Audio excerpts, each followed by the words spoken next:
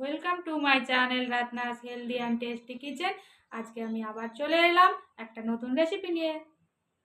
Hello friends, কেমন আছো সবাই? আশা করি সবাই খুব ভালো আছো।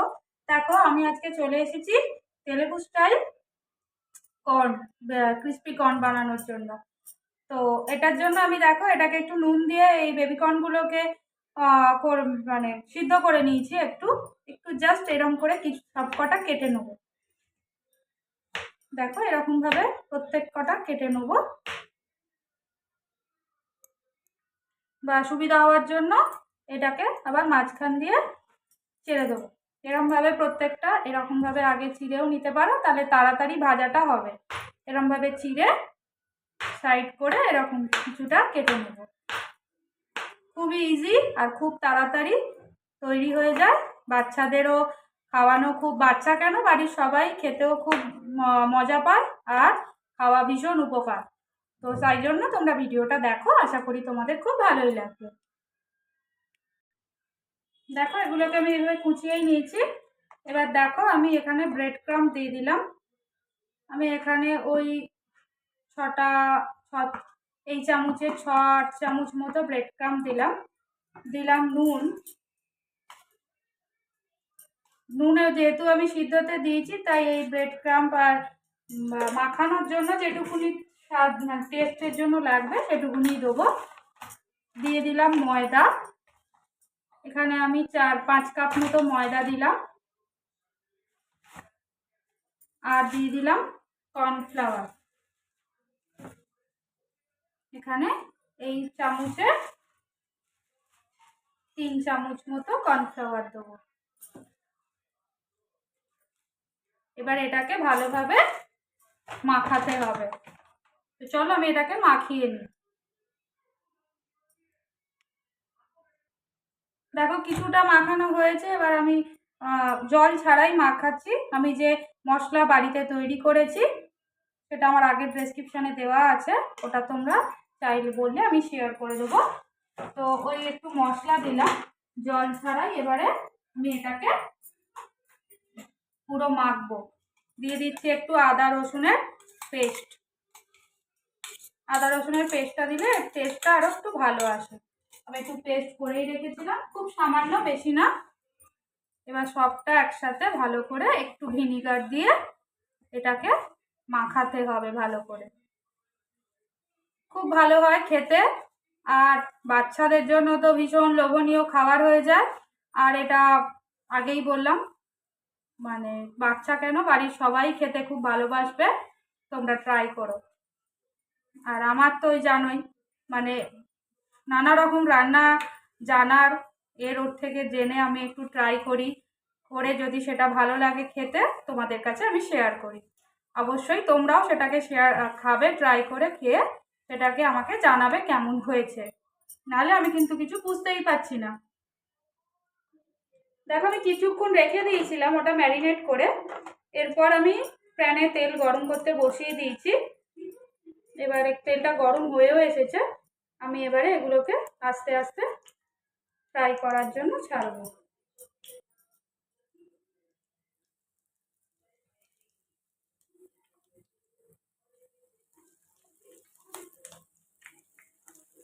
এখানে তোমার জানো তো, আমাদের অনেক জায়গায় এখনো কলকাতায় বেবিকর্ন, মানে কলকাতার দিকে তবুও পাওয়া যায়। গ্রাম সাইডে সবসময় যে পাওয়া যাবে বেবিকর্ন তা না, কিন্তু এখন খুঁজলে একটু এদিক ওদিক করলে এখন কোনো ওটা ব্যাপার নয়। আর সবচেয়ে মেন, না পাওয়া গেলে অনলাইন তো আছেই, কোনো অসুবিধা নেই। আর খুব বেশি দামও নয়, সামান্য দাম। এখানে সবসময় এগুলো অ্যাভেলেবেল থাকে, কারণ এরা এগুলোকে খুবই খায়। তো এগুলোকে চলো ফ্রাই করবো আগে ভালো করে, ডিপ ফ্রাই। দেখো অলমোস্ট আমার ভাজা রেডি হয়ে গেছে। আমি মানে জল দিইনি বলে একটু দেখো এরকম ছাড়া ছাড়া ভাজা হয়েছে। তোমরা যদি মনে করো একদম পুরো, আমি খুব একটা ময়দা দেখেই তো খুব একটা দিলাম না, তা তোমরা যদি মনে করো যে এটাকে পুরো এইরকম ভাবে রেডি করবে, দেখো এরকম যেগুলো একবারে ধরে গেছে সেগুলো পুরো ফ্রাই হয়ে গেছে। তোমরা যদি মনে করো এরকম পুরোটাই পকোড়ার মতো করবে, তাহলে তোমরা একটু জল অ্যাড করে ওটাকে মাখবে, তাহলে জিনিসটা ধরবে ভালো। চলো আমি এটাকে নামিয়ে দিলাম। দেখো আমি কড়াই তেল বসিয়ে দিয়েছি, ওই প্যানেই আমি আরেকটু তেল দিয়েছি গরম করতে। দিয়ে দিলাম কারি পাতা। কারি পাতা তো এখানকার তুমি জানো মাছ, সেখানে তোমার সব জায়গায় কারি পাতা দেবেই প্রত্যেকটা তরকারিতে। আর যে কোনো তরকারিতে তুমি কারি পাতা দিলে এত সুন্দর স্মেল আসে, তোমাদের কি বলবো, ভীষণ অসাধারণ একটা স্মেল। তোমরা ট্রাই করে দেখো। আমি তো খেয়ে আমার ভালো লেগেছে বলেই তোমাদের সাথে শেয়ার করছি। দিয়ে দেবো কটা রসুন। আমি এখানে 4টে রসুন দিয়েছি, 4 কোয়া মতো রসুন অ্যাড করেছি। তো এটাকে একটু ফ্রাই করে গেলে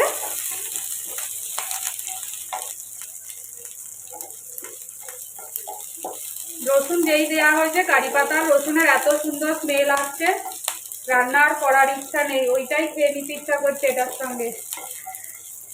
তো তোমাদের যখন বলেছি রান্নাটা তোমাকে করে দেখাতেই হবে।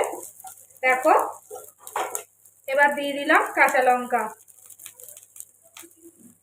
আমি এখানে 4টে কাঁচা লঙ্কা অ্যাড করলাম, ভাজাটা ভালো লাগে তাই জন্য। তোমরা চাইলে শুধু গুঁড়ো লঙ্কাও এটা করতে পারো, সস আর গুঁড়ো লঙ্কা দিয়েও করতে পারো। একটু ভালো করে নাড়াচাড়া করে ফ্রাই করে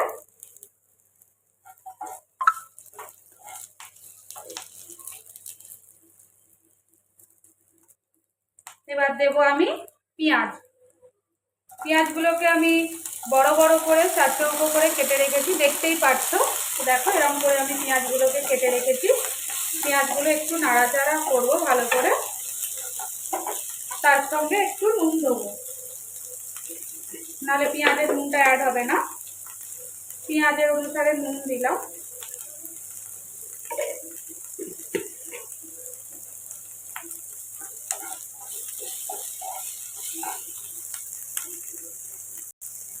খুব বেশি ভাজার দরকার নেই, পেঁয়াজগুলো জাস্ট একটু নাড়াচাড়া করে এবার দিয়ে দেবো আমি ক্যাপসিকাম। ক্যাপসিকামটাও একটু নাড়াচাড়া করে, এত সুন্দর গন্ধ তোমরা বিশ্বাস করবে না। তোমরা কোনোদিন ট্রাই করো, আমি আবারও বলছি, বারবার বলছি, তোমরা ট্রাই করো।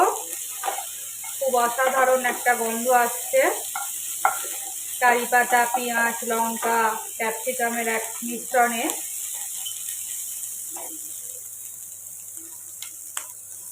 এবার দেবো দেখো টমেটো। আমি 2টো টমেটো নিয়ে নিয়েছিলাম, 2টো কাঁচা লঙ্কা আর একটা বড় ক্যাপসিকাম।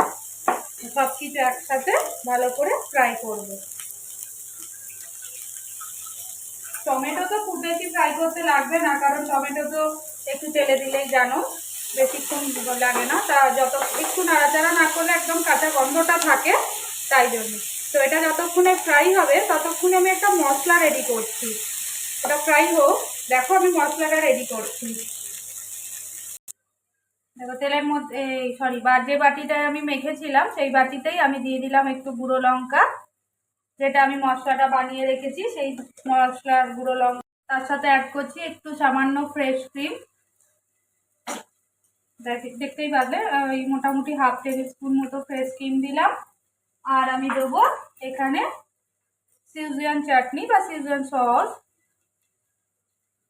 ফ্লেভারটার কালারটা ভালো আসার জন্য এটা একটু বেশিই দেবে। আর দেবো রেড চিলি সস।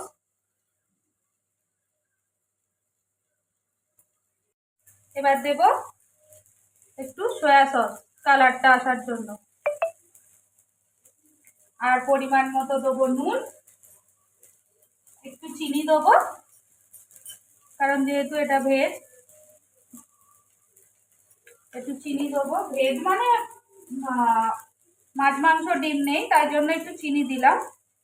একটু সামান্য নুন অ্যাড করলাম। দিয়ে দেবো একটু ফ্রেশ ক্রিম, ফ্রেশ ক্রিম দিয়েছি। দেবো একটু, আমার কাছে চিজ স্প্রেড আছে, সেই একটু চিজ স্প্রেড অ্যাড করলাম। দেখো এই সামান্য, সব কটা মশলা একসাথে ভালো করে মিক্স করে নেব।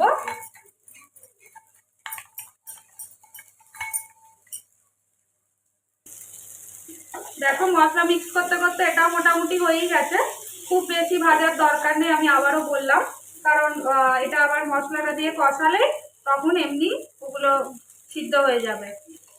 তোমরা দেখেছো তো রেস্টুরেন্টে কীরকম ওই পেঁয়াজ ক্যাপসিকাম এগুলো তোমার একটু গোটা গোটাই থাকে, তো ওই রকমই রাখবে। খুব বেশি ভাজলে একদম গ্রেভিটা যখন দেবে তখন একদম এগুলো দেখা যাবে না। তো এগুলো জাস্ট নাড়াচাড়া করব, তার সাথে দিয়ে দেবো আমি যে ভেজে রেখেছিলাম বেবি কর্ন, সেগুলো দিয়ে একসাথে নাড়াচাড়া করলে হয়ে গেল crispy corn, dry crispy corn. এবারে তুমি যদি চাও এর মধ্যে তুমি জল অ্যাড করে গ্রেভি তৈরি করতে পারো। দেখো দেখতে কত সুন্দর হয়েছে আর খেতেও অসাধারণ হয়। তাহলে আর রেস্টুরেন্টে যাওয়ার দরকার নেই, বাড়িতে বসেই তৈরি করে ফেলতে পারবে তোমরা crispy corn, crispy chicken, same recipe, কিন্তু চিকেনটা হলে একটু ডিম দিয়ে কর্নফ্লাওয়ার দিয়ে চিকেনটা ভাজতে হবে। ক্রিসপি কর্নেও ডিম দিতে পারো, কোনো অসুবিধা নেই। এটা আজকে আমি ডিম দিইনি বলে ময়দা কর্নফ্লাওয়ার দিয়ে দেখলেই ব্রেড ক্রাম্ব দিয়ে এটাকে ট্রাই করেছি। তো রেসিপিটা ভালো লাগলে অবশ্যই কমেন্ট করে জানিও খেয়ে কীরকম হয়েছে। আমি এটাকে একটু বয়েল হতে সময় দিলেই তৈরি হয়ে যাবে আজকে ক্রিসপি কর্ন ইন হায়দ্রাবাদ বা তেলেগু স্টাইল। দেখো রেডি হয়ে গেল ড্রাই ক্রিসপি কর্ন, একদম দেখো ড্রাই শুকনো। এবারে আমি এটাকে গ্রেভি দিয়েও তোমাদের তৈরি করে দেখিয়ে দিচ্ছি। দেখো কত সুন্দর দেখতে এসেছে। তো চলো আমি এটাকে আগে তুলে নিই। আমি কিছুটা কর্ন আবার সামনে সাইডে রেখে দিয়েছি, সেগুলোর আমি এবার ব্যবস্থা করছি। দেখো ওই একই প্রসেসে পেঁয়াজ ক্যাপসিকাম কারি পাতা যেভাবে যা দেয়া হয়েছে আর মশলা যা সেম মশলা সবই দিয়ে, আরও বাদ বাকি আমি কর্নগুলোকে যেগুলো তোমাদের বললাম একটু কম ভেজেছি আমি, মানে কম ময়দার কম ব্রেড এগুলো ইউজ করেছি। তো যাই হোক ওইগুলোকে এগুলো পেঁয়াজ ক্যাপসিকাম এই যা মশলা সব একসাথে দিয়ে নাড়াচাড়া করে এবার এটা যতক্ষণে হবে ততক্ষণে আমি বাটির মধ্যে জল নিয়ে নেবো। জলের সাথে নেবো সামান্য 2 চামচের মতো কর্নফ্লাওয়ার।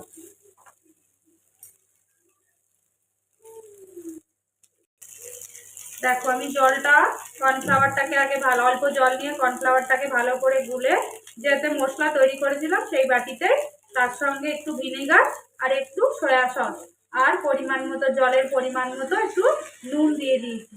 এবারে আমি এটাকে মিক্স করে দেবো, দিয়ে এটাকে কিছুক্ষণ ফুটতে টাইম দেবো। একটু সিদ্ধ হয়ে গেলে রেডি হয়ে যাবে আজকের আমার গ্রেভি বেবি কর্ন।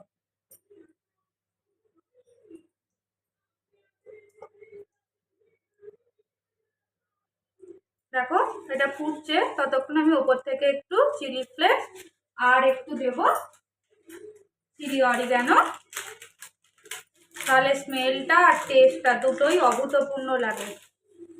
একটু চিলি অরিগানো দিলাম, দিয়ে এটাকে ভালো করে একটু নেড়ে চেড়ে, দেখো কর্নফ্লাওয়ার দেওয়া হয়েছে বলে পুরো গ্রেভি যেরকম চিলি চিকেন বলো যা বলো যেরকম রং আর দেখতে যেরকম হয় সেরকম টাইপই এসে গেছে। এবার চাইলে তোমরা ওপর দিয়ে একটু বাটার আর অল্প একটু ধনে পাতা আর স্প্রিং অনিয়ন একসাথে ওপর দিয়ে ছড়িয়ে দিতে পারো, তাহলে আরও একটু টেস্টটা ভালো হয়। আজকে আমি বাটারটা দিলাম না। দেখো রেডি হয়ে গেল আজকে আমার gravy baby corn in Telugu style. অবশ্যই ট্রাই করো আর শেয়ার করে জানিও কেমন হয়েছে। টাটা। আমার রেসিপিসগুলো যদি আপনাদের ভালো লেগে থাকে তাহলে অবশ্যই সাবস্ক্রাইব শেয়ার অ্যান্ড কমেন্ট করবেন।